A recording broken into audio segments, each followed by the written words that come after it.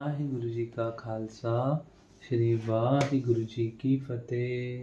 जन्म साखी 10 गुरुओं की सूरज प्रकाश ग्रंथ साखी गुरु अंगद देव जी की श्री गुरु अमरदास जी की प्रारंभिक कथा।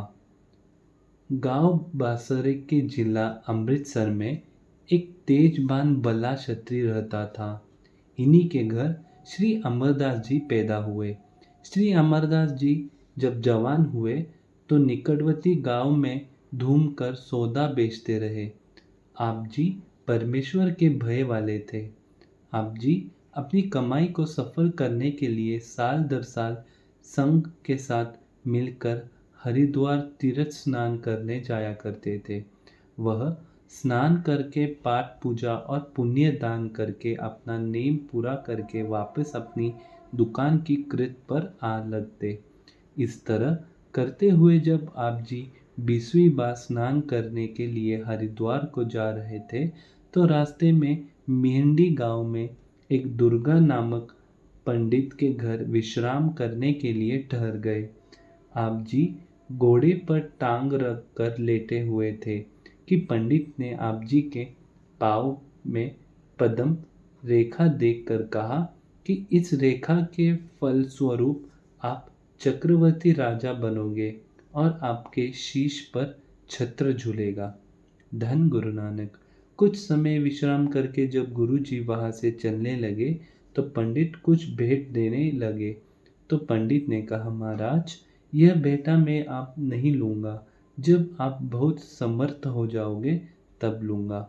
अब केवल इतना ही वचन दो कि जब कोई बात सच्ची हो जाएगी तो आप मुझे मुंह मांगा दान देंगे।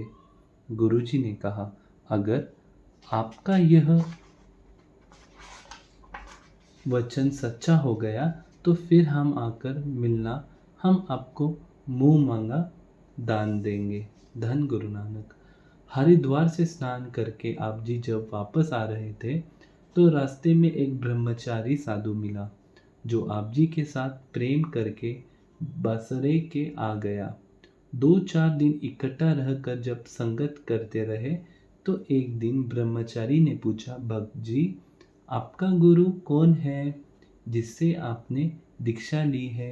श्री अमरदास जी ने कहा, मैंने अभी तक कोई गुरु धारण नहीं किया है और न किसी से दीक्षा ली है। आप जी से यह बात सुनकर ब्रह्मचारी ने बड़े दुख से कहा कि मेरे जप तप और तीर्थ आदि का सब नष्ट ही गया है, जो मैं आप जैसे निगुरे की संगत करके उसके हाथों भोजन खाया हूँ। धन गुरु नानक। यह बात करके वह उठकर चला गया। बाद में श्री अमरदास जी को बड़ा पश्चाताप हुआ कि अगर निगुरे पुरुष के हाथ का खाना खाने या पानी पीने से सब शुभ काम निष्फल हो जाते हैं तो फिर निगुरे जो आप शुभ काम करता है उसका अच्छा फल उसको किस प्रकार मिल सकता है। यह वचन करके आप जी को यह तीव्र ज्ञान हुई कि गुरु को जल्दी धारण करना चाहिए। धन गुरु नानक। इस विचार को ध्यान में रखकर आप जी रात दिन अरदास और विनय करते रहे कि हे प्रभु मुझे जल्द ही सद्गुरु का मेल करवाओ ताकि मेरा जन्म सफल हो जाए। धन गुरु नानक। वाहिगुरु जी का खालसा श्री वाहिगुरु जी की फतेह।